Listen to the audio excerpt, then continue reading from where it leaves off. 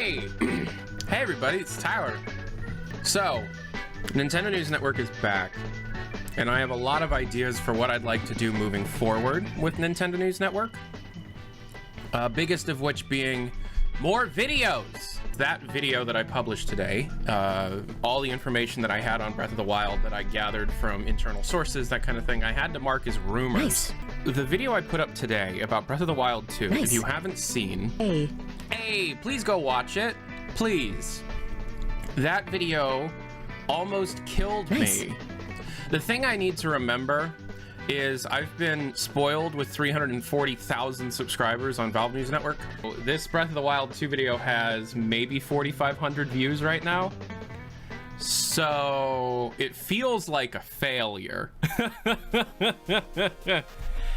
Because it was, I think, about 340 hours of development time, production time on that video. That is the most amount of time I have ever spent on a video ever. What does bother me is I guess I'm not used to what the Nintendo community is like, because it got posted on one of the subreddits, the Nintendo subreddit, and they just like shit on it. I don't even think they watched it. They're like, oh, it's just one of these fake ass YouTube videos that doesn't have anything, like no new information. It's just like, you didn't watch it, did you? Because there's definitely new information here. The next Nintendo video, which I don't have a date for, but is going to be this month, is going to be about the 3DS's canceled games. Essentially what was going on is Nintendo was living in the world of the Wii U, where the only success that they had at the time was the 3DS. And the 3DS was nowhere near as successful as the DS. Obviously, the DS is insane in terms of its success, but the Wii U was so bad that they really did have to focus on a lot of attention on 3DS for future growth. And the Switch was a gamble. It was a weird idea. And with hindsight, we know that the Switch is like the Nintendo Renaissance now. But at the time, they didn't know that. And so they kept saying stuff like, oh, the Switch is just another pillar. We're still going to support the Wii U. We're still going to support the 3DS. And this was something that they said when they were launching the DS. Whenever they make like really big hardware gambles, they always say, oh, this is a third pillar product. Meaning our previous stuff, our previous more successful hardware, we're still going to support it, of course. And then when the Switch became successful, the 3DS was dropped.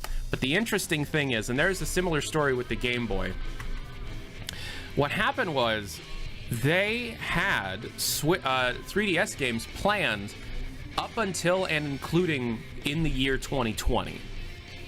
Now, if the Switch wasn't as big of a success as it ended up being and COVID didn't happen, we would still be getting 3DS releases right now. And the funny thing about that is Nintendo plans years ahead. Nintendo plans years ahead of the curve. They always have games finished for weeks, like way finished, quote unquote, like playable end-to-end feature complete for way longer than most developers. They bug test way longer than most developers. Sometimes what happens is they'll have finished products just ready to go, held back so that they can release it at the proper time, right? Paper Mario was done last year. It was done last year.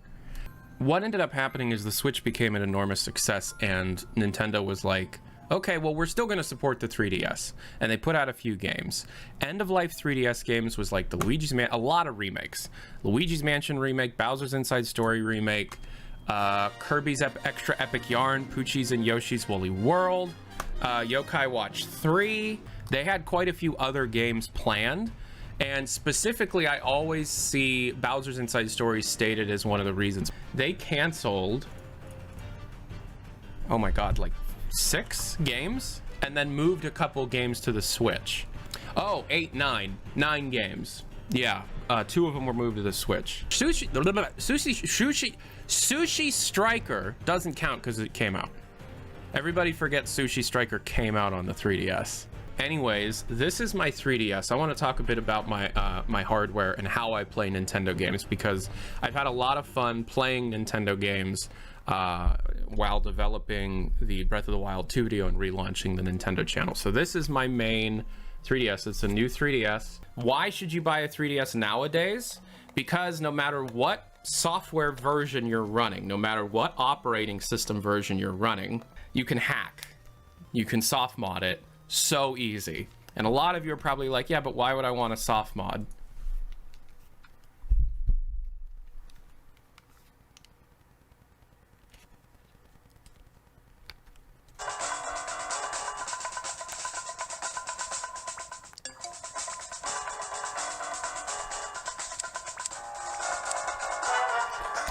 Check this out. New Super Mario Brothers 2!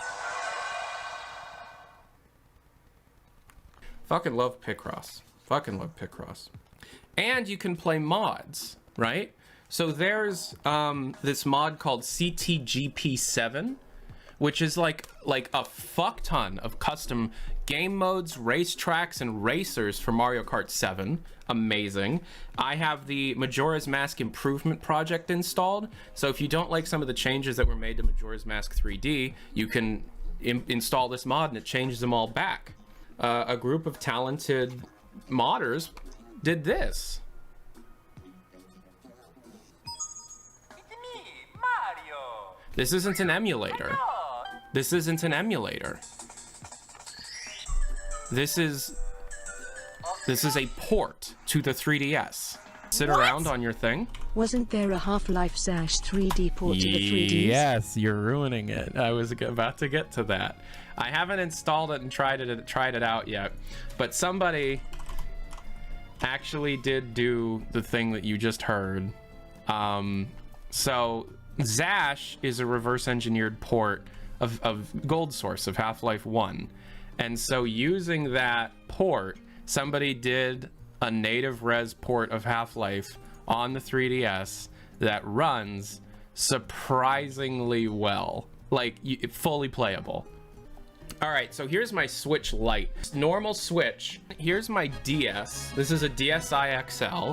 Those are my systems. Here's my iPhone. Do I have a modded Wii U? I do. Do you want to see it? Here's the... I've had this Wii U since like 2013. I was a huge fan of the Wii U, and I feel like the Wii U didn't get a fair shake. Oh, fuck, forgot. I did something wrong. Hold on. Something that you can do is DS games. And this is one of my favorite things you can do with a Wii U nowadays. The Wii U DS emulator can actually play games in higher resolution than the actual DS allows. And so New Super Mario Brothers here is actually being played in a higher resolution. I think the other New Super Mario Brothers games fucking suck compared to this one. All right, so we're gonna start the Wii up. So this is a fun piece of software that lets you play mods for Wii games. So this, in case you don't know, is a mod for Mario Galaxy 2. And we're gonna play it. It's called Neo Mario Galaxy. So as you can see here, it's Super Mario Galaxy, but it's not. Look at this. Look at this. And I'm looking to do content on really good fan-made stuff, even if Nintendo doesn't want me to. Fuck them. The Nintendo community is just as cool as anything the Valve community's ever created, if not cooler. Oh, the 35th anniversary rumors? Yeah. Yeah, I have a lot to say about those. That's a video. That's a video. It's incoming. Yeah, none of my Nintendo videos that I currently have to produce that are yet to be finished are going to take as long to create as the Breath of the Wild video. The Breath of the Wild video was so complicated because I wanted to make sure that I was backing up what I said as quote-unquote leaks with proper context proper history, and also just to like prove to people that I'm not some dickhead just trying to spit out fake shit just for attention, which some people seem to think I'm doing anyways, so it's fine, whatever. No, I was kind of worried that this video was taking so long that they were going to announce Breath of the Wild 2 before, like, get more information out there before I got the video done. Thankfully, I got the video done. Tyler, what's your opinion on video games? They're corrupting our youth. Back in my day, I played Mario Galaxy, not fucking Fortnite. Tyler, do you agree with this quote from Phil Spencer? Gaming. I do, and in fact, that makes me want to applaud. Super Mario All-Stars, Super Mario 3D All-Stars or whatever, that rumor, I just know that a collection exists.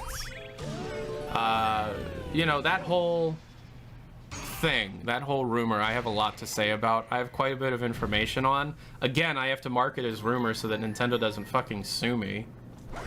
And to be honest, it's safer to do that anyways, you know? It's less presumptuous, it's less pretentious, I think. It just makes me a bit more, believable. It makes me a bit less... Do you know what I mean? I don't know. I don't know if I'm even getting the point across that I want to make.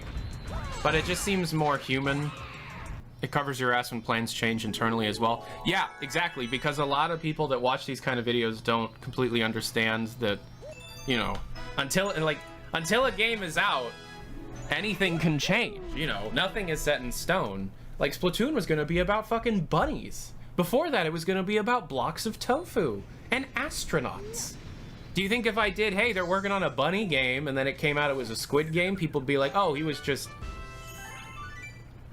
No, they'd be like, oh, he just made the bunny thing up. And then years later, when the bunny thing comes out officially, people would be like, huh? What? So, have you made a tier list of your favorite games? No, but I could tell you my favorite games off the top of my head. Super Mario Galaxy 1 and 2 is considered one game in my head, just like Part 1 and Part 2. And based on how it was developed, it pretty much is, you know? And then Portal 1. And then Team Fortress 2. Link to the Past. Episode 2. Half-Life 2 Episode 2. And then after that, I don't know, I'd have to think about it. Other games that come to mind would be like... Mario 64 comes to mind. Could you say literally anything about Artifact 2? Artifact 2. No one's gonna play it. I'm sorry. I love it. But damn, is it hard to get people to watch. Oh! Is it hard to get anybody to watch that shit? Is Shigeru Miyamoto your dad? No.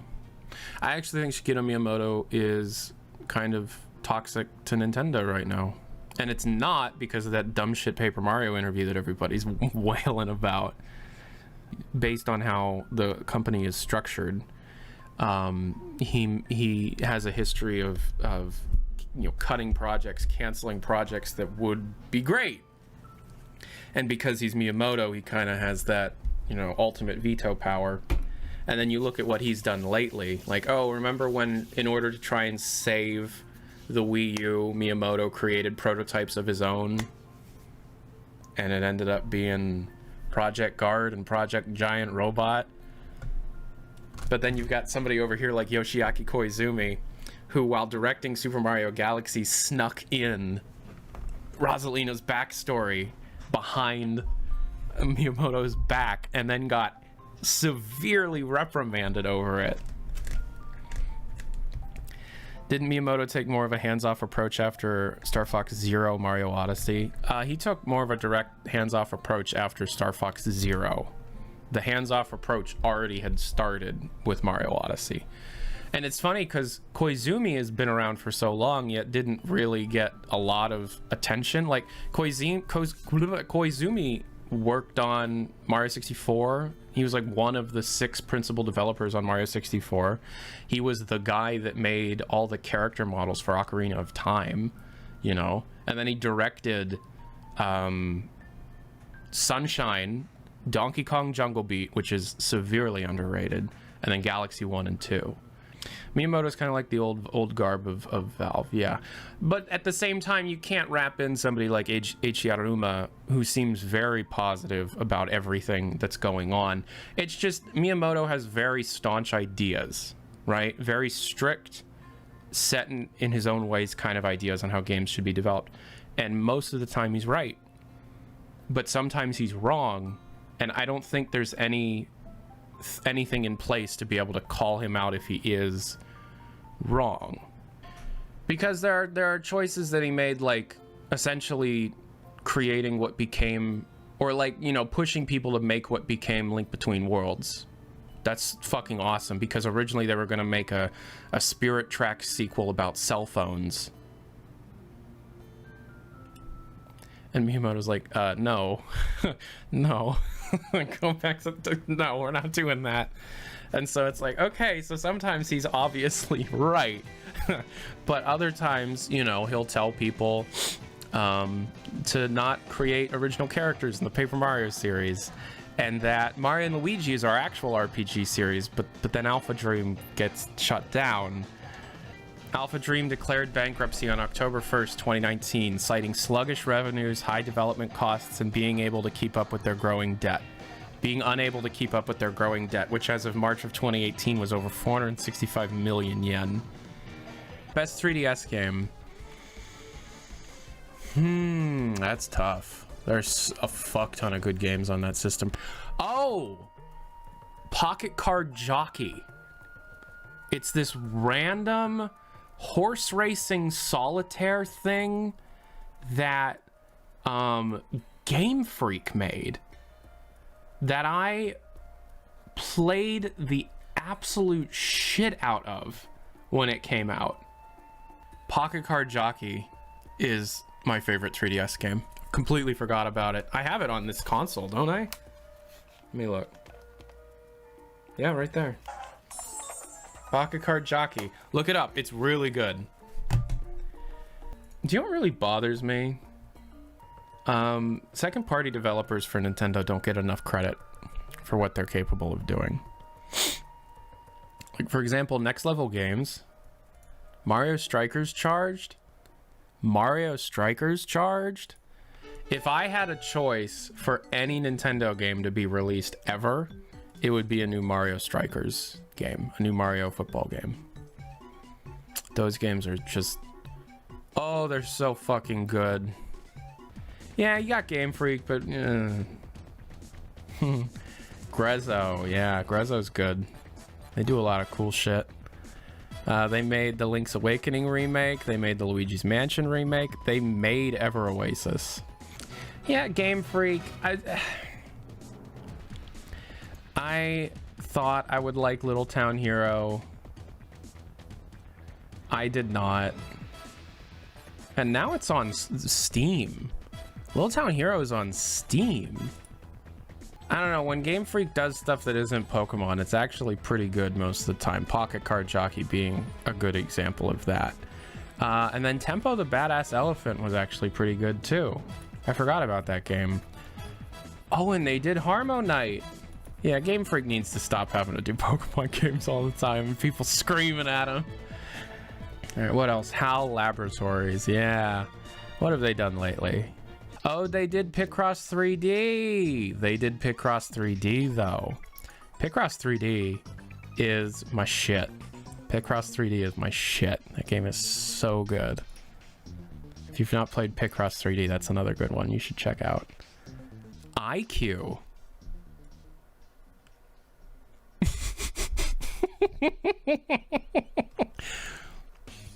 Uh-huh.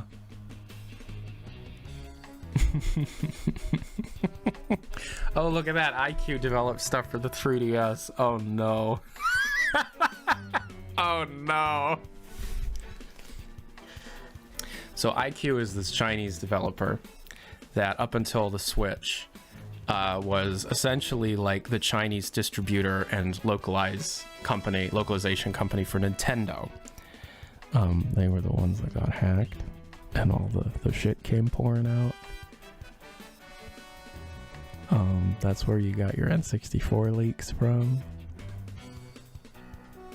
You know? One Up Studios, based out of Tokyo, Japan, formerly Brownie Brown.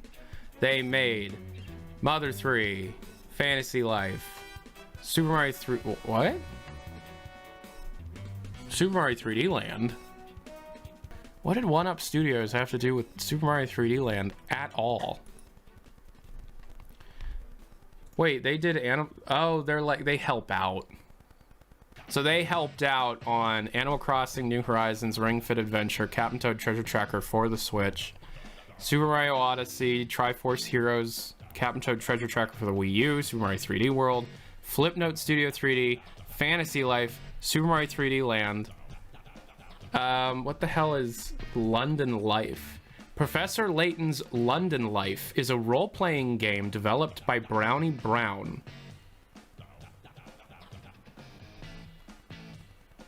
Wait, what? It's a mini game attached to Professor Layton and the Last Spectre. But the mini game was developed separately by a different dev studio. Brownie Brown, the people, or One Up, the people that made Mother 3. That's weird, I guess. We're learning. Monolith Soft is a second-party developer for Nintendo. Last thing they developed was Xenoblade Chronicles Definitive Edition. Hello, I'm Food for Dogs. And they helped out on New Horizons, Splatoon 2, Breath of the Wild, Happy Home Design, Splatoon, Link Between Worlds, Pikmin 3, New Leaf, Skyward Sword, Brawl, and some Final Fantasy bullshit. But yeah, they made Xenoblade, Project X Zone. Those games fucking suck. And then Retro Studios. Oh god, Retro Studios, everybody. I've got a story to tell about Retro Studios, but that's a video. They're working on Metroid Prime 4, power to them. All right, what else? You've got this company, Umbrella, from Tokyo. They made Pokemon Rumble Rush, Pokemon Rumble World, Pokemon Rumble U, Pokemon Rumble Blast, Pokemon Rumble, My Pokemon Ranch, Pokemon Dash, Pokemon Channel, and Hey You Pikachu. What a waste of a game company. Camelot Planning. Mario Tennis Aces, Mario Sports Superstar, Mario Tennis Ultra Smash, Mario Golf World Tour, Mario Tennis Open, Golden Sun Dark Dawn, New Play Control Mario Power Tennis, Mario Tennis Power Tour, Mario Power Tennis, Mario Golf Advanced Tour, Mario Golf Toadstool Tour, Golden Sun The Last Stage, Golden Sun, Mobile Golf, Mario Tennis, Mario Golf, Mario Tennis, Mario Golf. Hey, these guys are really good at making RPGs, Nintendo. Have you played Golden Sun? It's very good. I would rather play a new Golden Sun for the Switch than a fucking Mario Tennis game that's half-assed to hell. Creatures. Creatures used to be called APE, or Ape. They co-developed Earthbound. And they also co-developed Mario's Picross and Mario's Super Picross. Fantastic games. I love Picross games. So I've been working on this, like an actual, like, Nintendo's most underrated classics or whatever. And whenever you see people do that, they're always like, you know, they'll say the same 6 things. You know, did you know Super Mario Brothers 2, but the real Super Mario Brothers 2? Underrated gem. And yeah, I think this is a good place to end. I hope you guys are excited for the future of Nintendo content from your boy Tyler McVicker. That didn't bore all of you from the looks of things.